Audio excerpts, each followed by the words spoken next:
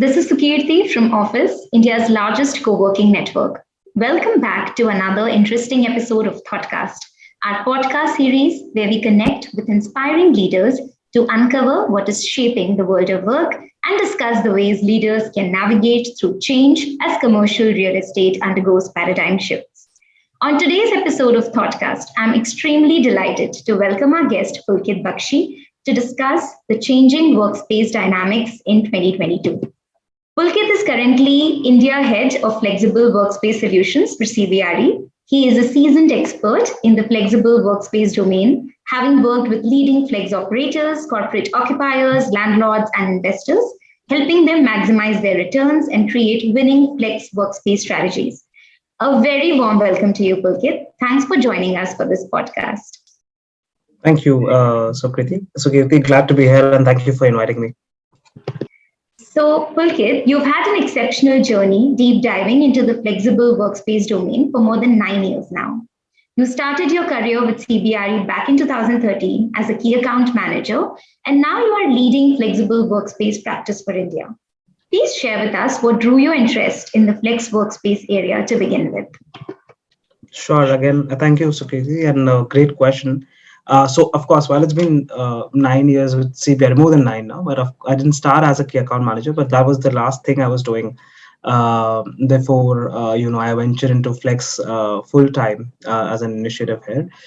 And basically, fortunately for me, I was, managing the clients I was managing was a leading Flex brand at the time. So that gave me a lot of insight into this product, this asset class, its actual value, how it's run, the kind of problems it can solve and what it can do, and that really intrigued me and fascinated with me. And I always used to wonder that this should grow and this has to grow because it's a real value add in the market. But at the same time, I think matter of coincidence, the focus on startups in India and globally increased, and we had a lot of startups coming in, so they needed, of course, flex space at the time.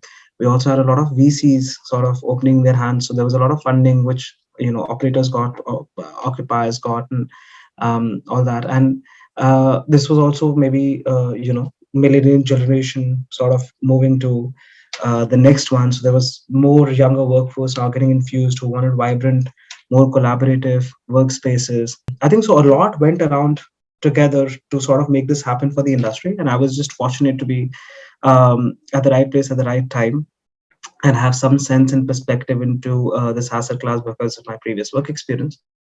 So then, of course, I got the opportunity, which is a story in itself, on working on this segment and helping our stakeholders and key partners, be it operators, clients, landlords, maximize their sort of outcome from this product, this solution, this asset class. And we worked a lot with operators from there on in helping them evolve their product and pick the right locations, start with the right strategies in the beginning. We also have worked with investors, find the right kinds of operators. We've helped landlords choose the right partners for them, and occupiers, of course, find different right operator partners for different kinds of needs and different locations that they have from this asset class. And in that time, I think what sort of engaged me more than the opportunity, one, of course, it was something new and something very different, very vibrant. There was constant innovation. There was amongst these operators, there was a spirit of disruption, but for in a right way to to push things forward for the better for the entire industry. And it was very fast paced, right? So practically we just suddenly saw a boom, and it was practically 5-10 million square feet of space addition growing year on year. And so I think, and there was a lot of like-minded founders, that I worked with, from the operator end, that also sort of enhanced my interest. And after post-COVID, I think this asset class got, its opportunity to show its actual value or the problems it could solve, to everyone. And I think then rest is history. So that's how I got engaged in this. Thanks for taking us through your fabulous professional journey. Here's wishing a lot more success to you. Moving on to the next question. Owing to your profession, you've witnessed up close the changing demand trends for flex workspaces over the years. Please tell us about the shift that you have noticed from pre-pandemic to post-pandemic era.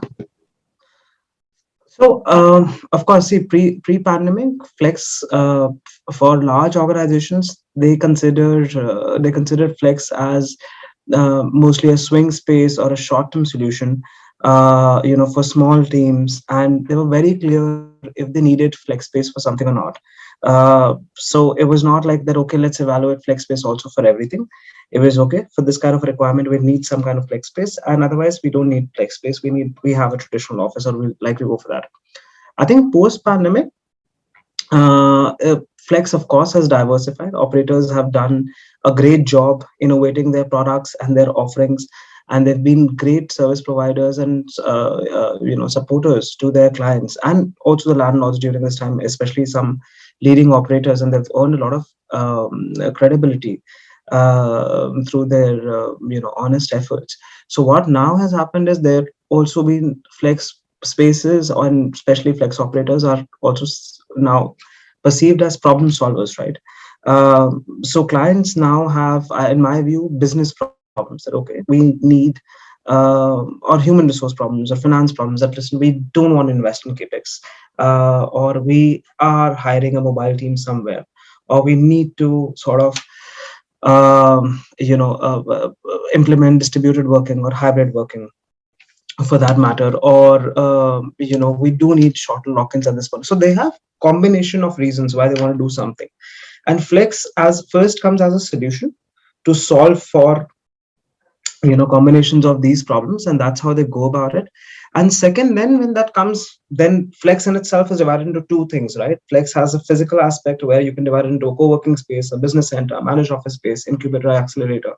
That's physical experience and service differentiation. And then flex in itself has a product asset, differentiation. So there's solutions like pay-per-use, day passes. There are co-workings. There are virtual offices. There are managed offices, reverse officing, fit out as a service, and the list goes on, right?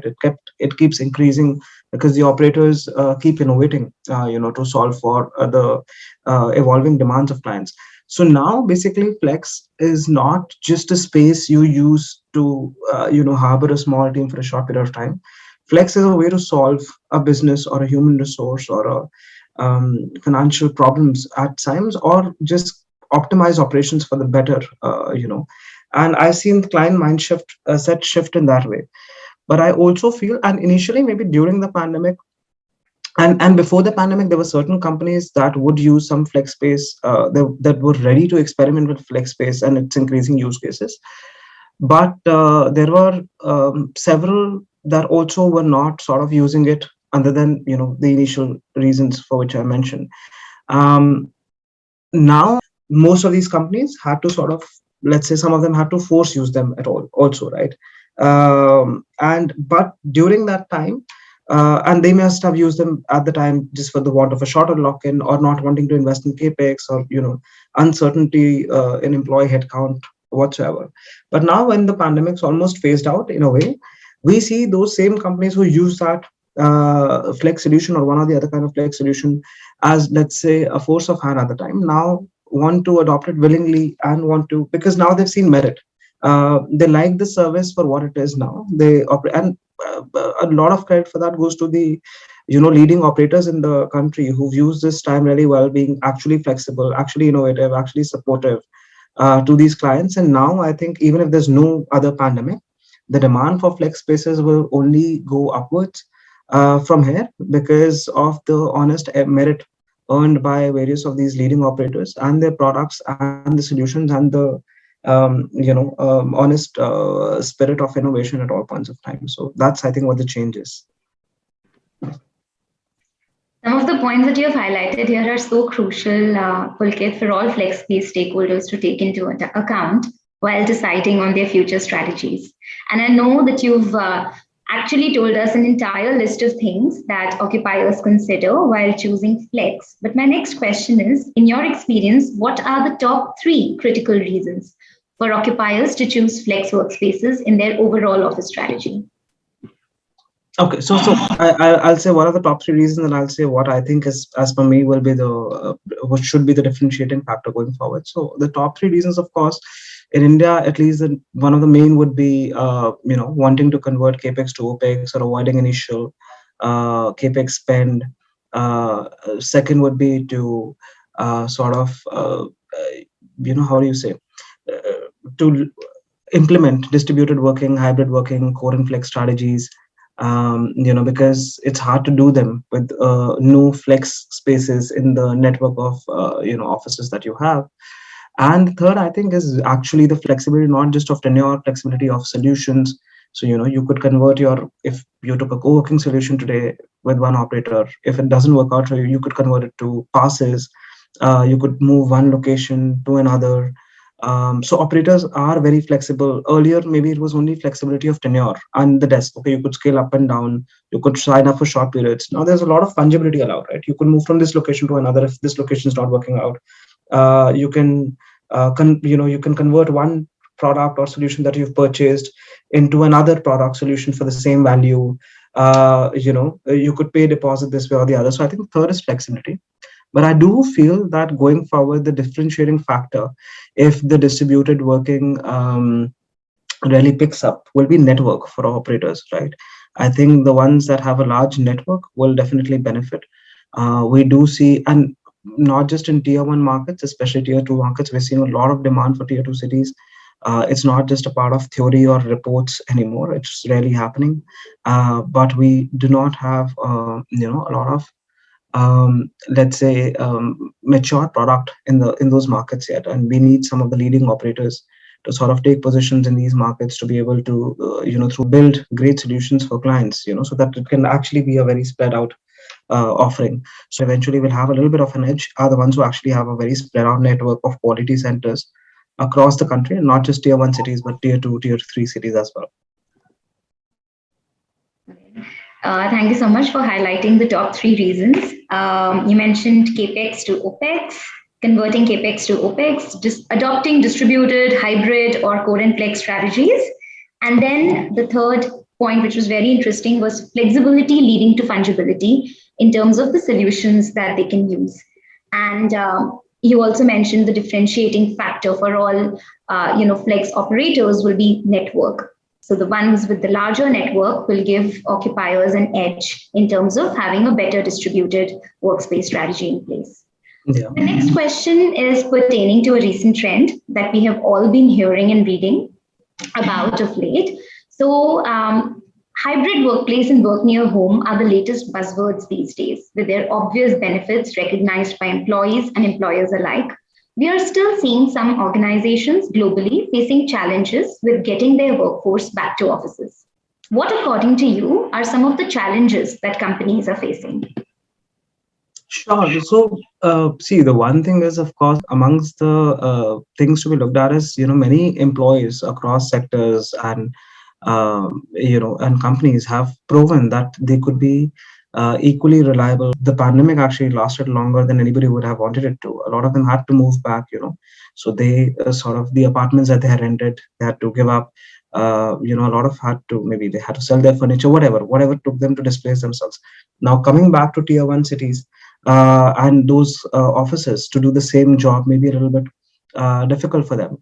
So I think, and the way, and like we mentioned in the previous question, right, the way the companies are trying to solve for it is to provide now workable and good quality spaces in tier two markets to the same employees, and that's a great talent retention and talent acquisition policy. So hybrid work and distributed work will help to that. So I don't think people so much mind coming to office. It may be migration of cities that they may mind so much. It's just the constant state of mobility they have to be in. But and then the uncertainty, right? So you've of course gone through the pandemic. Then there's but it's not like gone forever. There's another variant that keeps coming back.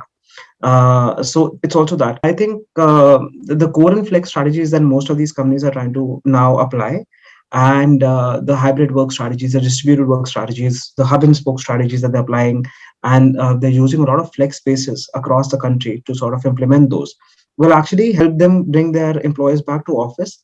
But yes, it'll be a hybrid work from here that, um, I don't think, a lot of companies may bring their people back 5 days a week to office, and all of everybody will come back to headquarter offices. But yes, there will be an office space for all of them in a flex space or their own office or satellite office, which will be accessible and usable whenever these people require. And also, it has to become activity based now, right? So office should have a purpose, like everything else has a purpose. Office should have a purpose. So is the purpose for you team meeting? Is it team engagement? Is it to take do you need stable internet? Do you need a safe working environment? Do you need a quality workspace? Do you need a what does it do? So I think a lot of companies now are also talking to their employees, which is, I think, a great sign. And now they're designing their office spaces and office strategies basis the feedback that's coming from their employees, and that's how the nature of office and its use may evolve as we go along. Okay. I think that explains the challenges perfectly, Pulkit. Last but not the least, while we've discussed at length about flexible workspaces today and everything revolving around it, what are you passionate about outside the world of commercial real estate? I'm sort of an avid reader now. So I mean, if I get to read, I read. If I don't, I listen to a lot of audiobooks, a lot of podcasts and diverse topics. Uh, from things extremely worldly to not so much. So that's one thing. And of course, clearly, like everybody else, I'm aging too. So my focus on personal fitness is increasing. So that's what I spend a lot of time on. And whenever I get some time that I need, more time than I can usually have, I like to spend that traveling with my family. So that's what I do beyond, if anything, commercial real estate. That was super interesting, I must say. Thanks, Pulkit, for answering some of the most intriguing questions about flexible workspaces and their role in shaping the future of work. Thanks, Sukirti. Thank you for having me. It was a great pleasure having this conversation with you. Thank you.